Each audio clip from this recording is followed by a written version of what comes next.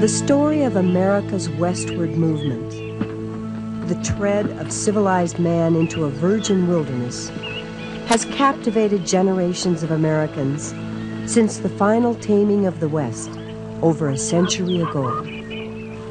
It is a story that not only recounts the adventures of the pioneers rolling westward in search of a promised land, but also tells of the land they came to occupy. By the end of the 19th century, their numbers had filled the land to the Pacific, for drawn by boundless opportunity, the American nation had gone west.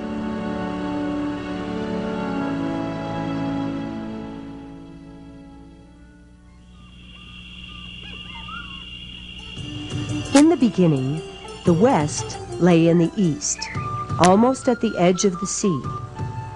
For the original English colonies were pinned hard against the Atlantic Ocean, and West referred to the entire American continent.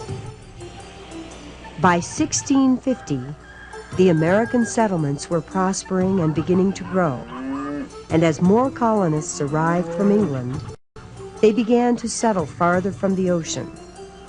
And over the next 100 years, they spread their civilization as far west as the Appalachian Mountains. Then they began to spill over the mountains through a narrow, rocky passage called the Cumberland Gap to settle in Kentucky and the valley of the Ohio River. By 1750, all of the land between the Atlantic coast and the Mississippi River was claimed by the English colonies. Yet France claimed land to the north as well as the entire Mississippi watershed, called Louisiana, while Spain claimed vast tracts in the south and west. In addition, numerous Indian tribes claimed and in fact controlled most of the same lands. But in 1763, after the French and Indian War, France was forced to relinquish all her North American possessions. She gave her land west of the Mississippi to Spain, while everything east of the river went to Great Britain. The British also received Florida from Spain in exchange for Havana, Cuba, which had been captured during the war. But the British had little time to savor their American empire before the colonies declared their independence in 1776.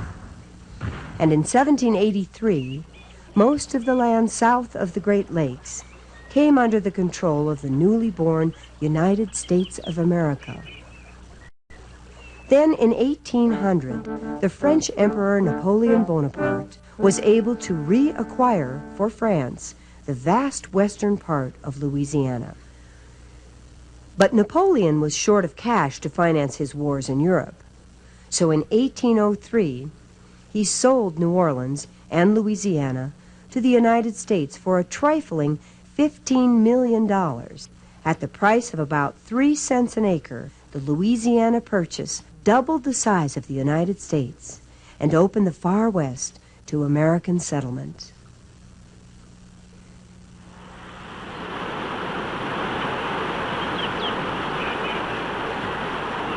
At the time of the Louisiana Purchase in 1803, the measureless lands west of the Mississippi comprised a vast wilderness virtually unknown to Americans, though some of it was known to Canadian trappers who were drawn to its northern rivers by the international fur trade. In 1804, President Jefferson sent Meriwether Lewis and William Clark to explore the Missouri and Columbia rivers to learn what they could of this unknown region. What lay to the south and west, beyond Louisiana, was even more a mystery. The principal outposts of civilization then existing were some Spanish settlements in New Mexico and a few others in Upper California, where the Spanish had founded a series of Catholic missions along the coast. In 1774, Spanish maritime explorers had sailed up the coast as far as Alaska and claimed the entire northwest region for Spain. But other nations had an interest in the northern coast as well, for these waters were teeming with sea otters prized around the world for their fur. So while the Spanish were building missions in California, Russian fur traders were settling themselves along the coast of Alaska and Canada. In 1812, they established this outpost, Fort Russia, on the foggy coast of Upper California. But the Northwest was also claimed by the British, based on the explorations of Captain James Cook in 1778. And it was claimed by the United States, based on the explorations of Captain Robert Gray. The rivers of this vast territory were important to these countries because of the demand for beaver fur, to make the latest whimsy of fashion, the beaver hat. Both American and British fur traders were eager to control the rich fur trade, and no agreement could be reached between the countries about whose territory it was. So in 1818, the United States and Great Britain agreed to jointly administer the Northwest, an area that came to be called the Oregon Country. They also agreed to establish a border at the 49th parallel from the Great Lakes to the Continental Divide. The following year, in 1819, negotiations with Spain led to the Adams-Onis Treaty, which established the border between Spanish and American territories in the West. The line followed the Sabine River north from the Gulf of Mexico. It jogged west along the Red River to the 100th meridian and north to the Arkansas River. It followed the Arkansas west to the mountains, then ran north to the 42nd parallel, and finally straight west to the Pacific. This ended Spanish claims to the Oregon Country and set the 42nd parallel as the northern boundary of Upper California.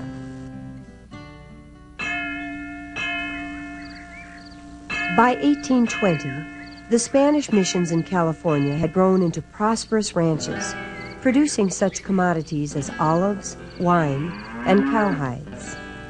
But commercial trade with the United States had long been discouraged by the Spanish government. Even New Mexico, which could be reached overland from the American frontier, was not allowed to trade with the Americans. But in 1821, the Mexicans were able to win their independence from Spain. New Mexico and California became provinces of the Republic of Mexico. The Mexican government opened the door to trade, and the result was the birth of an overland trade route, the famed Santa Fe Trail, which ran from Franklin, Missouri, and later from Westport Landing, 900 miles over barren grassland to Santa Fe. The trail was simply a wagon track, sometimes deeply rutted, but in other places just a broad corridor through the grass. Over the trail bound for Mexico passed manufactured goods such as cotton cloth, while traders might return to Missouri with mules and Mexican silver.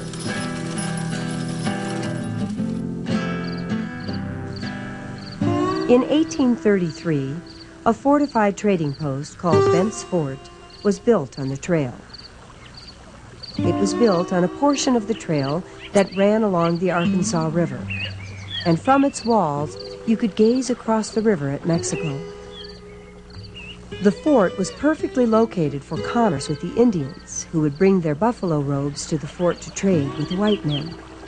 And it was a haven for trappers, who traded their beaver pelts for supplies from the well-stocked trading room. They could get buttons, coffee, or gunpowder. They could get a pistol or a cooking pot. Or they could replace traps they had lost. Bent's Fort also catered to the wagons passing over the Santa Fe Trail. It had shops where wheels could be mended. If a trader needed the work of a blacksmith, the fort had one. There was even a saloon where men could socialize, catch up on news from the States, or relax over a friendly game of checkers.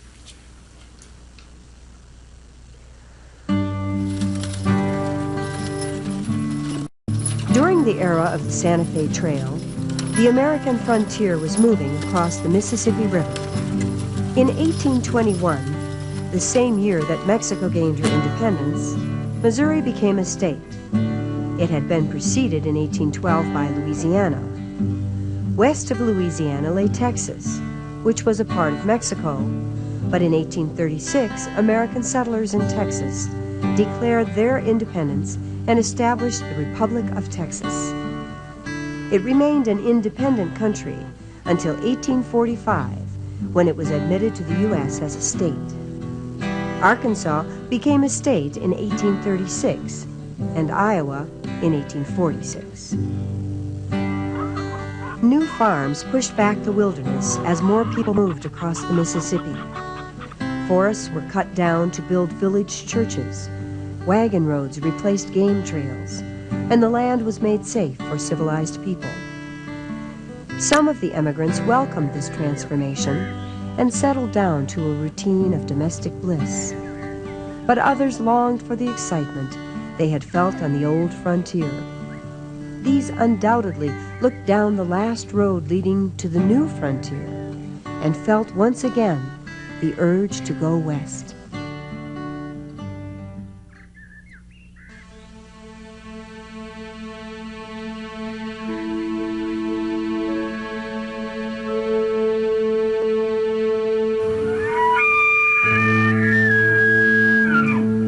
Before about 1840, few American citizens had ever seen the far west. Apart from a few trappers, a handful of traders, and a small number of immigrants who had migrated to Oregon, California, and Texas, almost no one had ever been west of the settlements bordering the Mississippi River. But a few did go west and wrote about what they saw. They described the unsurpassed beauty of the land. They told of wide open spaces under endless skies. Easterners came to see the West as a kind of promised land, brimming with opportunity and free for the taking. Oddly, the right of Americans to occupy that land was scarcely questioned, even though, of course, it was already occupied. Numerous tribes of Native Americans had lived in the western and eastern regions since prehistoric times, but whatever rights these first Americans might have had by reason of first occupation were largely ignored. Still, the systematic suppression of Indian rights did require a rationale, a principle on which to build public policy. That principle was to be found in the concept of manifest destiny. It was the belief that Americans, with their democratic institutions, their religion, and their industrial civilization, had an obvious God-given right, almost an obligation, to spread their culture over the continent.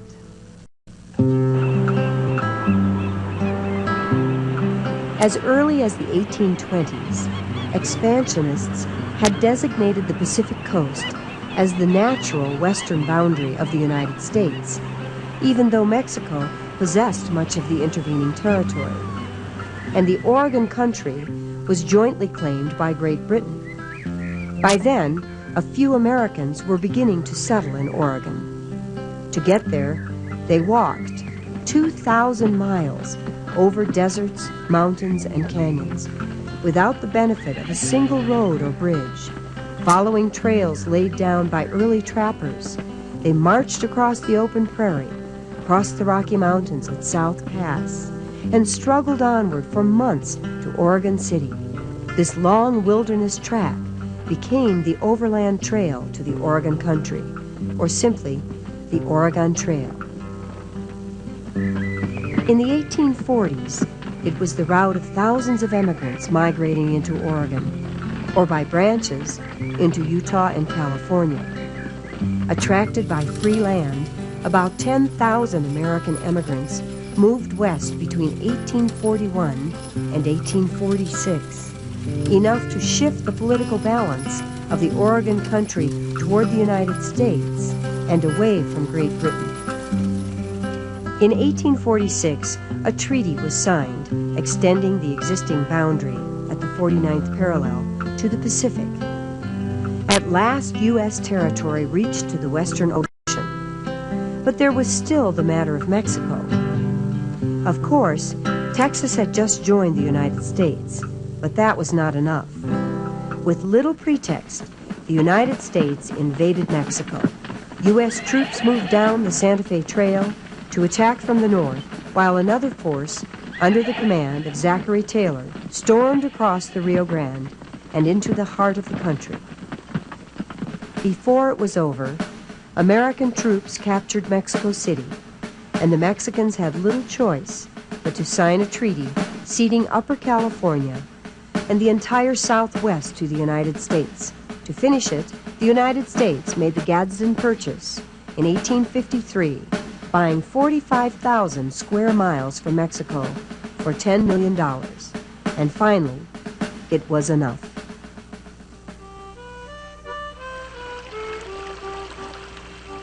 In 1848, the same year California was ceded to the Americans, gold was discovered on the American River, 50 miles north of present-day Sacramento. This strike, and others across the West a decade later, propelled countless thousands of fortune hunters to rush west and stake their claims to the promised land.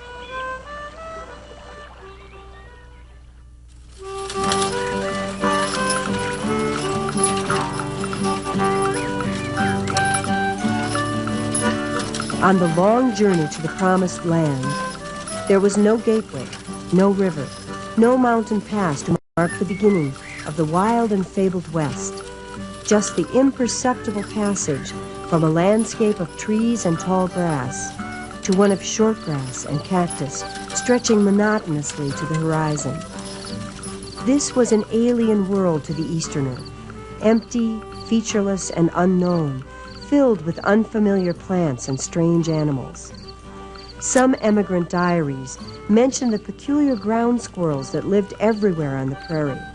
They barked like little dogs, so they called them prairie dogs. But it was more exciting to catch a glimpse of an antelope, an animal completely unknown in the East, or to see the magnificent buffalo which covered the land in the millions.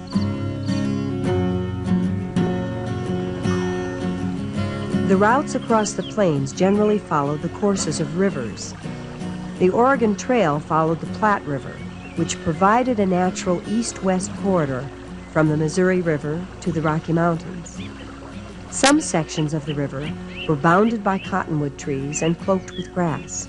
These provided excellent places to stop and rest. At the noon halt, the horses and oxen could graze and drink from the river, while the emigrants ate their lunch. Everyone would need a rest before beginning the long haul through the heat of the afternoon. Some of the emigrants rode horses, but many more simply walked beside the wagons. Often, the wagons were so filled with provisions and personal belongings that only the driver had room to ride. Wagon trains traveled every day but Sunday, from early morning until about 5 in the evening. They covered about 10 to 15 miles each day. When they finally stopped for the night, the wagons were often arranged in a circle so that the animals might be brought inside for protection from wolves or from theft by Indians. Tents were hurriedly pitched to give families a little privacy, as well as protection from mosquitoes, biting flies, and rain. Then fires had to be built to cook the evening meals. Typical food on the trail was beans with bacon, biscuits, and coffee. The next morning, as early as possible, the wagons would roll out of camp to start the whole cycle over. Day after day, for months, the wagons moved up the trail. By the 1860s, many were bound for the snowy Rocky Mountains at the far western fringes of the Kansas and Nebraska territories, where gold had been discovered in 1858. Settling on the plains at the foot of the mountains, the gold seekers laid out on paper rival town sites, such as Montana City, Auraria, Boulder City, and Denver City, in honor of James Denver, the territorial governor of Kansas. At first, the settlements were little more than clusters of wagons and tents, with almost every aspect of civilized life taking place under canvas. Tents that had been used each night on the journey west were simply set up as temporary houses, stores, and public buildings. School could be held in a tent, which on Sunday became a church. Among the first to rush west were the land speculators who arrived early, bought up cheap government land, and resold the parcels to people who came later. But many settlers obtained land directly from the government under the provisions of the Homestead Act of 1862. Under this law, any head of a family or any adult male who had not borne arms against the government could obtain legal title to 160 acres of land merely by building a house on it, cultivating the earth, and occupying the property for at least 5 years. Gradually, the West was transformed as unplowed wilderness gave way to prosperous farms. But one event, perhaps more than any other, foretold the conversion of the West from unspoiled wilderness to a precinct of civilized man. That event, on May 10th, 1869, was the grand opening of the first complete railroad line across the continent. From that day forward, anyone with money for a ticket could review from the comfort of a train car the land explored by the scouts, Mormons, and early gold seekers. They could, for that matter, travel from Omaha to a business meeting in San Francisco. Of course, the intervening landscape still was largely wilderness, but all that would change in a few short decades. The land would be fenced and plowed, the buffalo nearly exterminated, and the native Indian population moved neatly out of sight. Sometime between the coming of the railroad and the dawn of the 20th century, the frontier, without notice, dissolved and ceased to exist. For the American nation, drawn irresistibly toward its destiny, had gone west.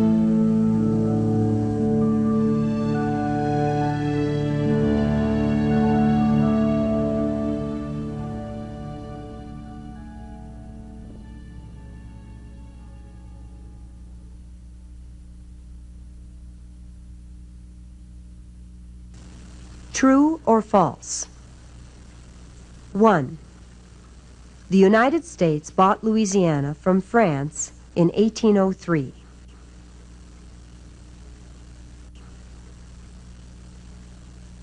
2. In 1803, much of the West was wilderness unknown to Americans.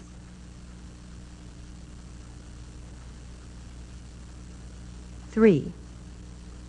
In 1769, the French began establishing Catholic missions along the California coast.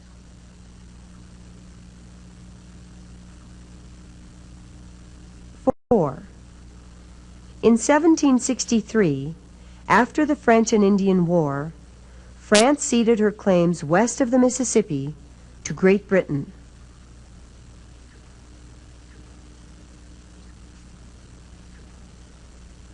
5.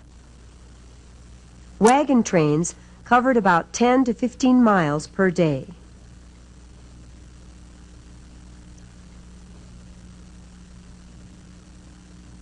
6.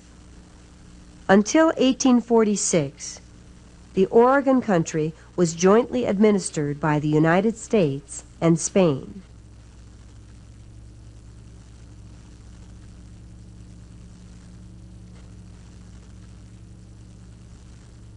7.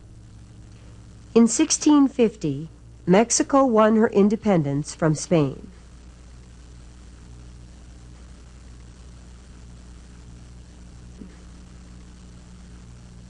8. The Republic of Texas was, for a time, an independent nation.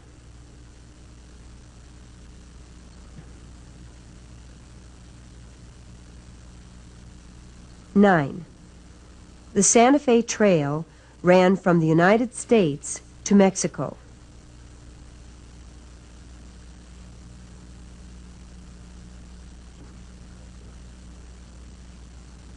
10.